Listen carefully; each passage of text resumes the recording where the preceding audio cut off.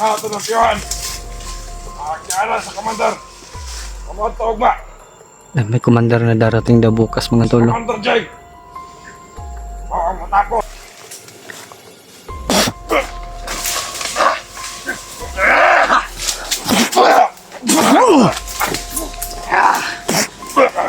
Tigas to sa akin bro daw. Yun mga tol, isang mapagpalang araw sa ating lahat mga tol. Pabilis po tayo mga tol dahil sobrang lakas ng uwan kagabi mga tol ay nabasa naman po kami no ni Bradiano. Kasama ko pa rin si Bradiano mga tol. Nandun po sila mga tol. May buti na lang po mga tol ay nakatakbo kami kahapon. At nadali namin yung mahabol sa amin ni Bradiano. Ito mga tol ay parang napapalayo na po kami kay Brad Julius mga tol. Pero dyan mga tol ay hindi tayo mawala ng pag-asa para po sa isang kaibigan na tunay po mga tol na kailangang tulungan po namin. Nandun po si Commander Kalabaw at Demon po magkasama sa nagmamadali po no mga tol. Hindi po mahirap po talaga yung ginagawa namin dito. Marami kasi kaming nababasa na comment na pwede na po daw naming tawag ba yun, pwede na po daw namin kahapon na sugurin, pero iniisip po talaga namin mga tol na dahil nandun yung commander dalawa sa Kalabaw at sa Demon, mahirap po matol na sila po dalawa po yung commander na makalaban namin. Iniisip po namin talaga matol na baka may mangyayari sa amin dalawang dyan at madagdag naman po sa problema. Yun po yung mahirap mga tol no. Sana po matol ay maintindihan nyo po matol. May nakuha kami kahapon matol na bag, na bawi namin yung bag ni Brad Julius.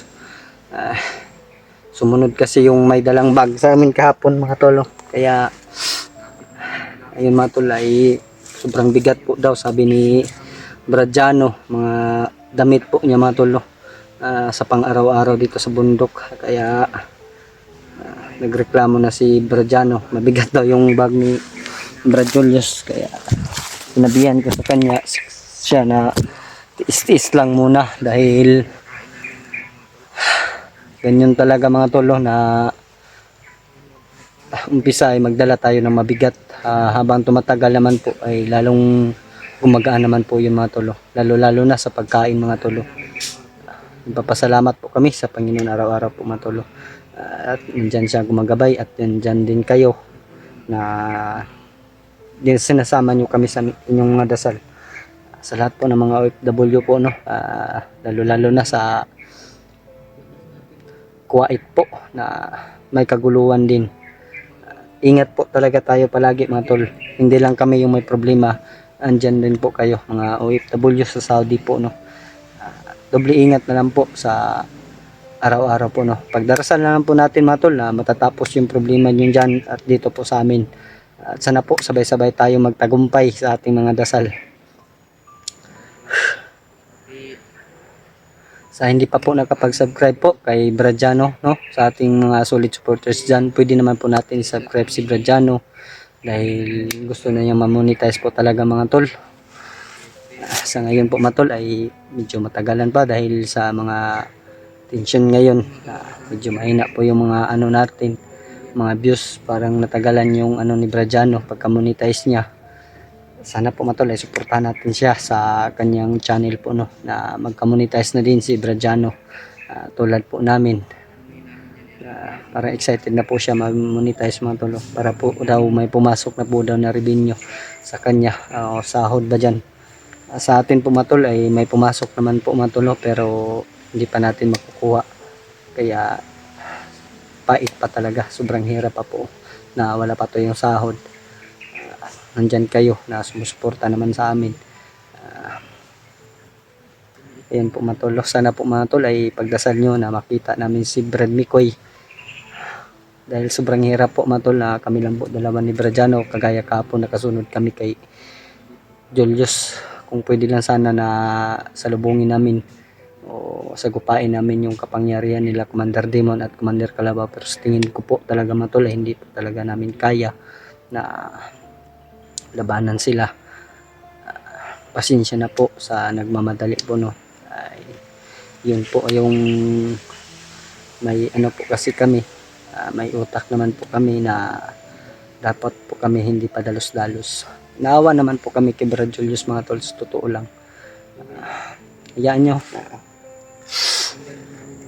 baka sa susunod namin pagkikita, makita namin si Brad Julius ay makuha na namin mga tol. Sana po pagdasalin na lang po na magtagumpay kami dito sa aming mga mission. At magtagpo-tagpo na kaming lahat ng mga kasama para naman po mga tol ay matatapos na po yung mga ambisyon namin na mission na matagal na. Sa ngayon po kasi mga tol ay maraming maraming problema po talaga mga tol sa ngayon. Sobrang hirap po mga tol. Totoo lang dahil halos po na mga kasama namin ay nabibihag po talaga mga tol. Hindi po namin alam kung kailan kami magkikita. Sana naman po mga tol ay makontak namin agad si Fred Mikoy. Kahapon ay nakontak naman po namin pero parang lumalayo po kami. Sumusunod kasi kami doon kay Brad Julius. Sana po ay matapos talaga ito mga tol. May mission pa po ako na dapat po ko pong tapusin pagkatapos nito matulong. Naalala ko talaga tuloy yung kapatid ko na si Commander Jing mga tulo. Alam ko na hindi pa siya nakababa o nakasama yung pamilya niya dahil nandito lang siya sa bundok mga tol. Alam ko po na nananghihina na po yun si Commander Jing dahil nakuha ko yung sinuot na sa liig, nakuha namin ni Adrian. At sana po nga tol ay pagdasal natin na matagpuan natin yung kapatid ko dito sa bundok mga tol, no? Lalo na ngayon na habang tumatagal hindi ko na po nakikita yung kapatid ko. Sobrang kami miss po talaga. Kahit magkalaban kami matol ay alam naman po natin ay hinipnotize lang po siya ni Commander Bagnot. May ano lang po mga tol, may solusyon naman po sa hypnotize talaga mga tol, no? Sana po matol ay si Brad Julius makuha namin lahat po ng mga nangangailangan ng tulong ay matulungan po namin mga tol.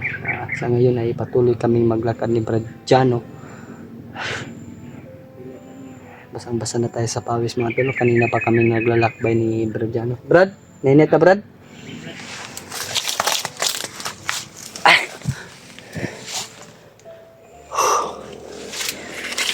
Kira ka dia. Saman, kaya mong bag? Ako'y dala ng bag ni Julius Vic. Yan na.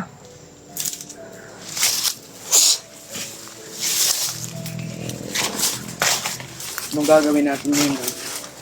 Patuloy natin hanapin si Brad Julius, si Marmikoy. Yun yung mission natin, makita yung mga kasama natin dito. Brad, relax na Brad. May napapansin ako. May napansin ako.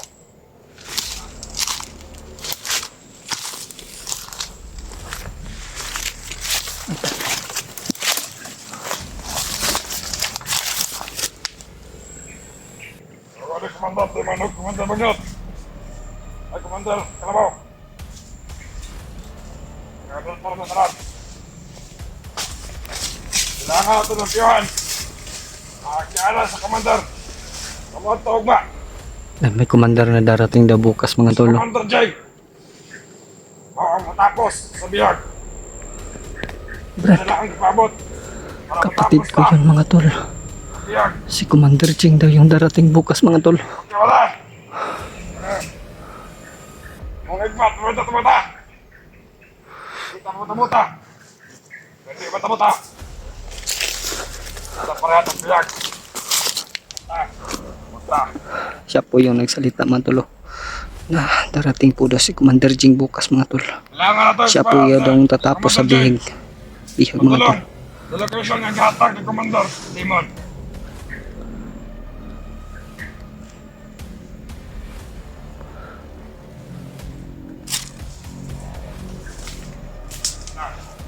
Brad,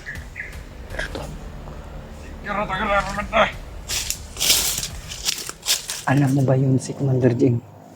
Kapatid ko yun Brad, kakambal ko yun. Si Commander Jing, yung inaabangan nila dito ba? Dito dadaan. Yung Ano yan, Brad? kakambal ko, Brad. Kambal mo. Oo.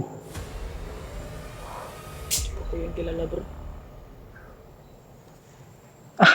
Gusto rin, Commander Demon. Doon tatapos. Commander Jeng ang pumatay sa biyag. Ang pamatay. Malaking problema yan, bro. Patay na natin ito. Eh? Para si Commander Jeng ang lalakas na rin.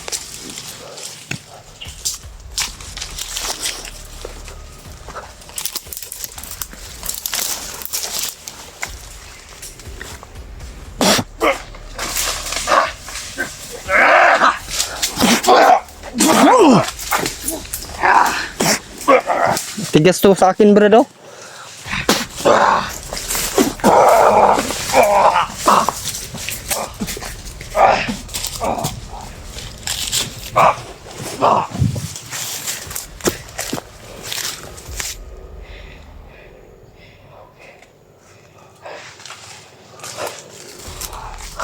Matigas talaga patayin, Brad, pag yung may pula sa noo ba. Tantado ka.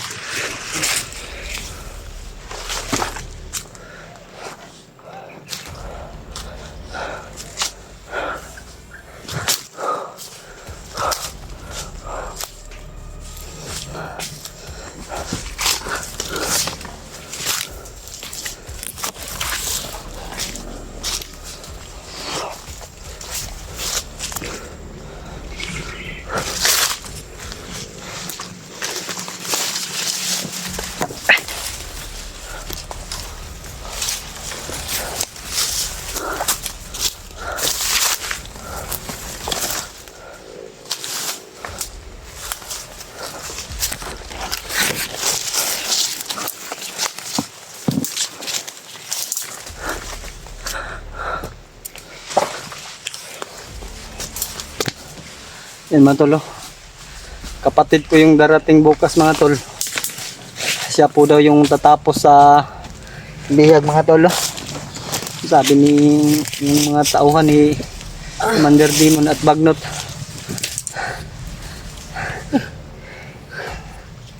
Kapatid mo yun, bro. Gagawin natin yun, bro. Pag-isip ko tuloy. Akala ko sinong may iba pang commander na darating. Kapatid ko pala. Hindi ko nakikita talaga si Commander Jing at saka si Commander Paspas. Grabe. Isa pang kapatid ko. Nagkwentro naman kami ng kapatid ko, Brad. Siguro ito na yung pagkakataon na mabawi ko yung kapatid ko. Matanggal ang hypnotize. Bangan natin, Brad.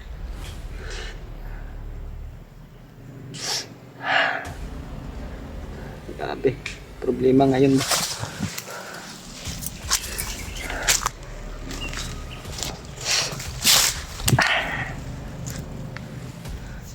Matulo. May nakuha kami impormasyon.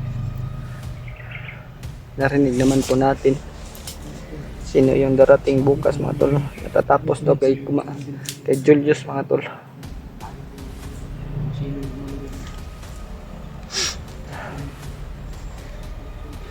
Sana po matuloy mapigilan namin. Brad, naradyo Brad. Brad.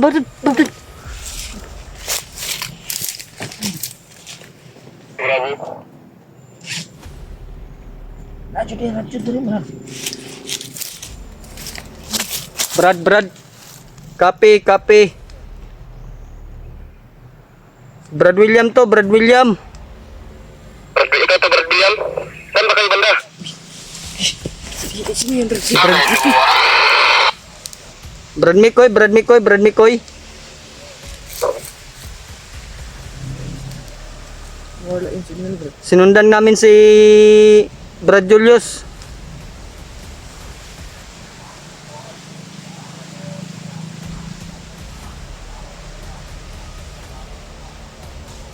Wala yung signal, bro, ah. Parang palubat. Pasok, may nakapasok sa ano? May nakapasok sa radyo natin. Sino kaya yun, bro? Saan ka banda, Brad? Banda? May kahoy, Brad, kasi naghanap ako ng signal. Kanina pa ako nag-contact sa inyo eh. Kala mo si Brad Julius may hawak. Nakuha kasi namin yung bag ni Brad Julius sa isang bandido. Umatake sa amin ni Bradiano. Diyos ko. Ano yung si Julius? Hindi na namin na ano Brad, nasundan kasi iwan namin kung saan dinala kasi inabol kami kahapon.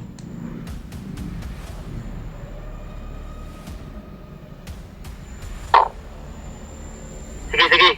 Kontak lang tayo, brada, kasi alam ko sobrang layo ninyo. Kanina pa ako nag-contact ninyo, hindi kayo makontak. Copy Brad, copy. Magbigay lang ako ng location ngayon sa'yo. Imi-message na lang kita sa cellphone. Okay, copy. Sige Brad, sige Brad. Sige, copy, copy.